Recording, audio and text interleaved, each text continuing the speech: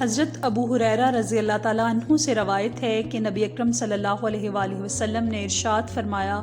کہ جو شخص ایمان اور طلب ثواب کی نیت سے رمضان کا روزہ رکھے اس کے پچھلے گناہ بخش دیے جائیں گے، اور جو شخص ایمان اور اخلاص کے ساتھ رمضان میں عبادت کرے اس کے گزشتہ گناہ معاف کر دیے جائیں گے۔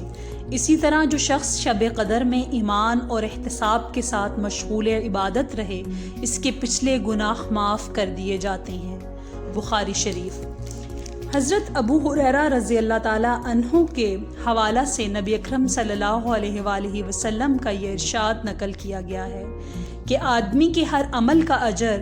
10 سے 700 گنا تک بڑھا دیا جاتا ہے، مگر اللہ تعالیٰ فرماتا ہے کہ روزہ اس تحدید سے مستثنیٰ ہے،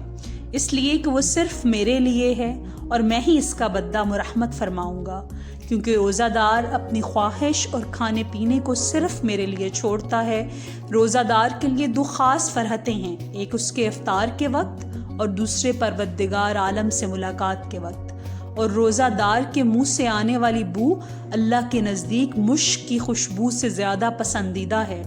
اور روزہ گناہوں سے ڈھال ہے، اور جب تم میں سے کوئی روزہ دار ہو تو بری بات زبان سے نہ نکالے اور نہ گالم گلوچ کرے، اور جب کوئی اسے برا بھلا کہے یا اس سے جھگڑا کرے تو اسے جواب دے دے کہ میں روزہ دار شخص ہوں۔ بخاری شریف۔